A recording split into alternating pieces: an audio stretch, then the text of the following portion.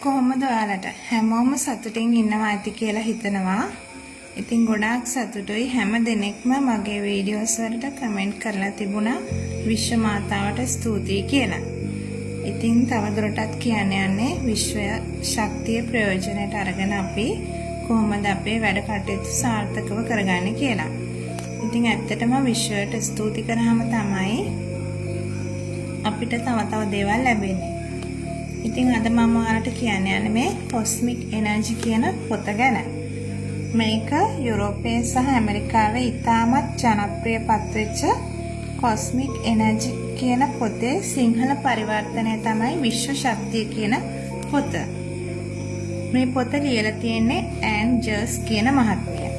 ඉතින් මේක කියලා තියෙන්නේ ඔබ වටා තිබෙන නොපෙනෙන බලය ප්‍රයෝජනයට අරගෙන ඔබේ ජීවිතය ඉස්රුමත් කරගන්නේ කොහොමද කියන එක. මම මේ පොතෙන් පිටු 2-3ක් අරගෙන ඔයාලට කියන්නම්. හරි ෂෝක් දේවල් තියෙනවා මේ පොතේ. අපිට ඉගෙන ගන්න පුළුවන් දේවල්.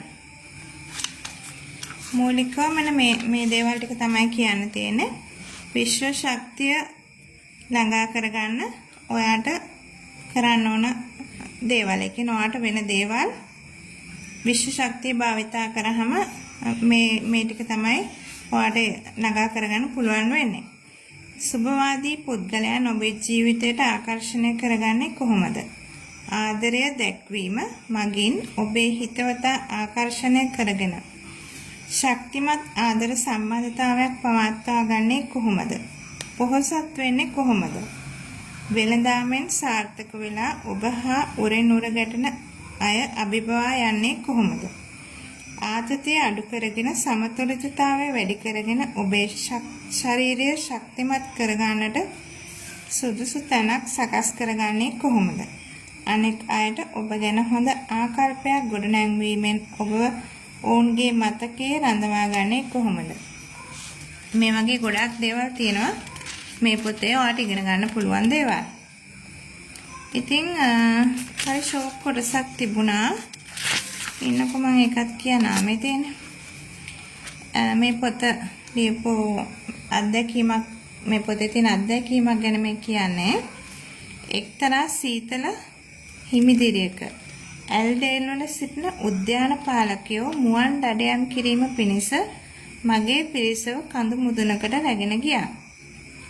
ඇඩේල් වල පාරිසරික සමතුලිතතාවය රැක ගැනීම සඳහා සතුන් මැරීමට අවසර දී තිබෙනවා. මම ඊතරම්ම ජව සම්පන්න කෙනෙක් නොවන නිසා අනෙක් අයට දඩයමේ යාමට ඉඩ දී මම ජීප් රථය ළඟ නැවතී හිටියා. සියලුම දෙනා නොපෙනී ගියාට පසුව ඊතා මනරම් කඳු මුදුනක හුදෙකලා වූ මට ඊටම සාමකාමී හැඟීමක් සිතට දැනුණා. ඒ මොහොතේ මුළු විශ්වයේම ඇති එකම සත්වයා මා ලෙස මට හැඟුණා. මම මීට පෙරත් කඳු මුදුන් මත හිඳ තිබෙනවා. කයිබර් දුර්ගය හරහාත් ඉරානයේ කන්දක් හරහාත් මෙක්සිකෝවේ විහුවාහුවා වල කඳු මුදුනේ වලාකුළු අතරත් මා සංචාරය කර තිබෙනවා. ඒ නමුත් ඇල්ඩේල් වල දැනුණු ඒ හුදකලා බව ඊට වෙනස්. ඔබ හිටියානම් ඔබට නැවුම් පිරිසිදු ශක්තිය ඔබ වටාම දැනෙවි. මම එතන සිටිනා විට මා පොළොවට සම්බන්ධ බව මට හැඟුණා. පොළොව මගේ කොටසක් බව හැඟුණා. මගේ ඉහළින් නැති අහස දැනුණා. ඒ වගේම මම අහසටත් විශ්වයටත් සම්බන්ධ වී ඇති බව දැනුණා. එය මා අත්දැක ඇති නැවුම් ශක්තියයි. මගේ සිතුවිලි පැහැදිලි වුණා. ඒ මොහොතේ කිසිම දෙයක් මා කනස්සල්ලට පත්ුනේ නැහැ. මට ඉතා උසස් හැඟීමක් සාමය ගැන ඇති වුණා. ඇත්ත වශයෙන්ම අපි විශ්වයේ හැම දෙයකටමත් හැම කෙනෙකුටමත් සම්බන්ධ වෙන්නේ කොහොමද කියලා මට දැනුණා. මම නිතරම ක්වොන්ටම් භෞතික විද්‍යාව පිළිබඳව සියල්ල එකිනෙකාට සම්බන්ධ වී ඇති ආකාරයත් තේරුම් ගන්න මහන්සි වුණා. නමුත් දැන් මම අප වටා තිබෙන මේ පුදුමාකාර ශක්තිය සහ අපේ කැමැත්තට අනුව එය භාවිතා කළ හැකි ආකාරය පිළිබඳ සම්පූර්ණයෙන් අවබෝධ කරගත්තා. මේ වගේ ගොඩාක් දේවල් තියෙනවා විශ්ව ශක්තියෙන් වැඩ ගන්න පුළුවන් ක්‍රම ගැන. ඉතින් ඉස්සරහට චුට්ට මේ පොතේ පිටු කියවලා ඔයාලට ඒ ගැන අවබෝධයක් ලබා දෙන්න පුළුවන්කම තියෙනවා. දැනට ඔයාට කරන්න තියෙන්නේ ඔයාට තියෙන දේවල් වලට ස්තුතිවන්ත වෙන්න. ඔයා කැමති දේ ළඟා කරගන්න ඒක බලවත් ආයුධයක් බවට පත් කරගන්න ඔයාට පුළුවන්. එහෙමනම් හැම දිනාටම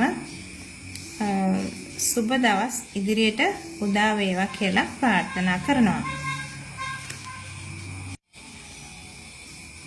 ඒ වගේම මේ පොතේ තියෙන විශ්ව මන්ත්‍රය ගැන ඒකත් ඉදිරියේදී කියලා දෙන්න මම බලාපොරොත්තු වෙනවා. එතකොට ඒක භාවිතා කරලා ඔයාලට පුළුවන් තමන්ගේ ජීවිතය බලාපොරොත්තු වෙන ස්ථානයකට රැගෙන යන්න. ඉසුරුමත් ජීවිතයක් කරා ළඟා වෙන්න ඔයාලට පුළුවන්කම ලැබෙනවා. ඉතින් මේ පොත ගන්න කැමති අය ඉන්නවනම් කමෙන්ට් කරන්න. මම ඒ විස්තර හැම දිනාටම දෙන්නම්.